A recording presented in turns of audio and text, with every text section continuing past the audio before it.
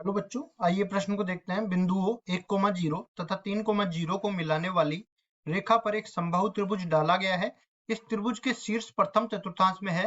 दर्शाइए कि इसकी भुजाओं को व्यास मानकर खींचे गए वृत्त के समीकरण x square plus y square minus में 4x प्लस 3 बराबर 0 तथा x square plus y square minus 5x minus वर्गमूल 3y प्लस 6 बराबर 0 होंगे। प्रश्न को हल करने से पहले इसकी मुख्य अवधारणा के बारे में चर्चा कर लेते हैं। मुख्य अवधारणा मुख्य अवधारणा में देखो, इस तरह से समझो कि कोई भी अपने को वृत्त दिया गया है और उसके व्यास के सिरे दिए गए हैं। जैसे ये वृत्त मैंने बोल दिया, अब इसका व्यास मैंने इस तरह से खींच दिया।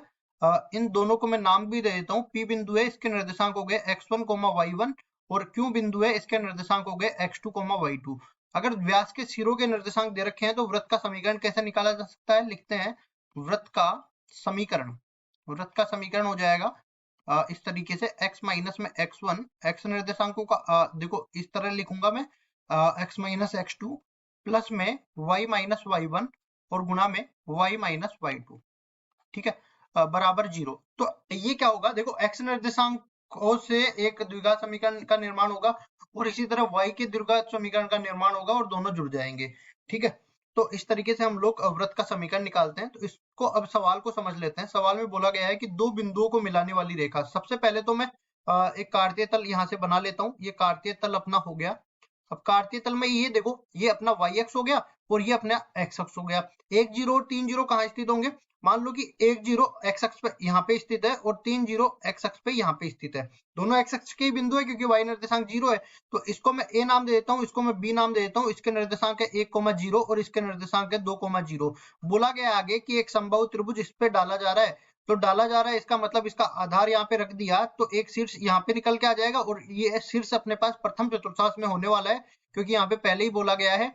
इसके बाद देखो, अगर मैं इस बिंदु को मिला दूं इस वाले ए और इस वाले बी से, तो इस बिंदु को नाम दे देते हैं सी। अब देखो सी बिंदु के निर्देशांक में निकालता हूं। क्या करेंगे? यहाँ पे मान लो कि ये डी बिंदु है, ये ए और बी का मध्य बिंदु है। ए और बी का मध्य बिंदु है तो डी बिंदु इस तरह से बोल दिया। ए और बी के बीच की दूरी कितनी है? ये 2 के बराबर है। तो यहाँ पे आप देखोगे, सॉरी यहाँ पे एक गलती करी है मैंने, 1,0 और 3,0 ये आपने को दो बिंदु दे रखे हैं। अब देखो यहाँ पे इन दोनों के बीच की दूरी 2 के बराबर है।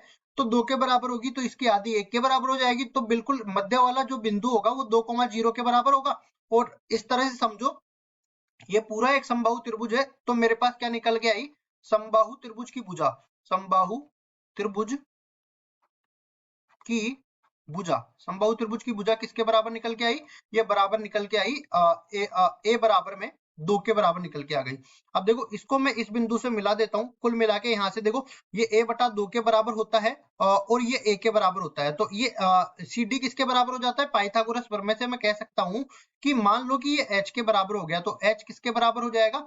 ए स्क्वायर माइनस में ए स्क्वायर बटा 4 इस पूरे का वर्गमूल, मतलब कि √3 a बटा में 2 के बराबर हो जाता है। ठीक है, सी डी का मान किसके बराबर हो गया? √3 a बटा 2 के बराबर हो गया। ए का मान किसके बराबर है? 2 के बराबर है। कुल मिला के एच का मान किसके बराबर आ गया? एच का मान बराबर आ गया √3 के। मतलब कि ये वाई जो एक्स अक्ष है कितनी दूरी पर है? √3 दूरी पर है। तो इस पर यहाँ पे आप देखोगे कि इसका एक्स निर्देशांक तो समान रहेगा क्योंकि वाई एक्स के समांतर रेखा जाने वाली है और इसका वाई निर्देशांक बदल जाएगा और कितना हो जाएगा? √3 के बराबर हो जाएगा। तो सी बिंदु के भी निर्देशांक निकल के आ गए। तो तीनों बिंदुओं के निर्देशांक निकल के आ गए। अब हमें बोला गया है कि इसकी भुजाओं को व्यास मानकर खींचे गए वृत्त के समीकरण। तो तीनों भुजाओं से मैं 3 समीकरण प्राप्त करूंगा और यहाँ पे देखो 2 तो दे रखे हैं और तीसरा मैं अलग रख लूंगा। तो यहाँ पे क्या होगा? पहले तो मैं उठा के दूसरी तरफ ले जाता हूँ इसको। ये अपने पास एक त्रिभुज है, इसको नाम दे दिया क्या? A B C. इसके निर्देशांक है 1,0, इसके निर्देशांक है 3,0 और इसके निर्देशांक है 2,√3 के बराबर। सबसे पहले मैं ए बी को व्यास मानकर एक वृत्त खींचता हूं। लिखेंगे ए बी को व्यास मानने पर, ए बी को व्यास मानने पर वृत्त का निर्माण होगा। क्या वृत्त का निर्माण होगा? देखो x माइनस 1 इस पूरे का वर्ग plus y minus sorry plus नहीं, यहाँ पे देखो पहले तो x निर्देशांकों का गुणन करेंगे। तो x माइनस 1 गुणा में x माइनस 3 और प्लस में यहाँ पे क्या बन जाएगा? व्यास रूप में समीकरण है ना ये, y माइनस 0 गुणा में y माइनस 0 और ये बराबर हो जाएगा 0 के। इसको आगे हल करते हैं तो x स्क्वायर और यहाँ पे कितना बन जाएगा? 3 और 1 4, तो यहाँ पे माइनस का 4x और क्या बनेगा, और प्लस का 3 और प्लस का y², ये बनेगा। अब देखिए इसको मैं थोड़े से सही रूप में लिख देता हूं, तो ये बनेगा x² plus y² minus 4x plus 3, और ये बराबर 0 भी तो है, तो बराबर 0 हो जाएगा। ये आप देख सकते हो, ये वृत्त का समीकरण अपने को पहले भाग में दे रखा है, तो ये पहला भाग तो हमने सिद्ध कर दिया। दूसरा वाला भी हम लोग निकालेंगे। तो अब क्या हम लोग AC भाग को उठा लेते हैं, तो लिखे हैं AC को व्यास मानने पर, AC को व्यास मानने पर, AC को व्यास मानने पर निकल के आएगा क्या अपना समीकरण, देखते हैं।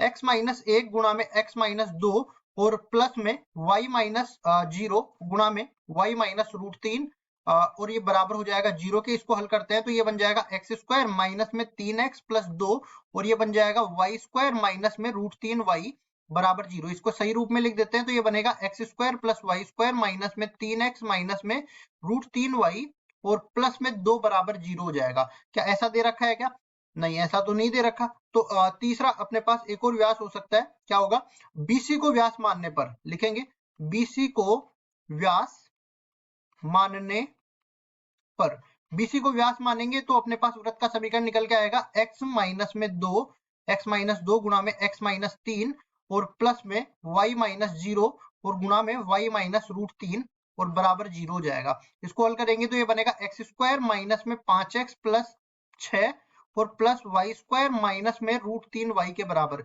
इसको सही रूप में लिख देंगे तो ये क्या बन जाएगा, देखिए x² प्लस y² माइनस में 5x माइनस में √3y और प्लस 6 बराबर में 0। क्या ऐसा समीकरण दे रखा है क्या, देख लेते हैं। x² plus y² minus 5x minus √3y plus 6 बराबर 0, मतलब ये समीकरण भी आ गया। तो हम लोग कह सकते हैं कि इसकी दो भुजाओं को व्यास मानकर ये समीकरण निकाले गए हैं। तीसरा भाग भी इसका उत्तर हो सकता है, लेकिन वो सवाल में दिया नहीं है, तो हम लोगों ने ये केवल सिद्ध करना था, सिद्ध करके बता दिया है, और यही हमारा उत्तर है। आशा करता हूँ ये सवाल आपको समझ में आया होगा। धन्यवाद।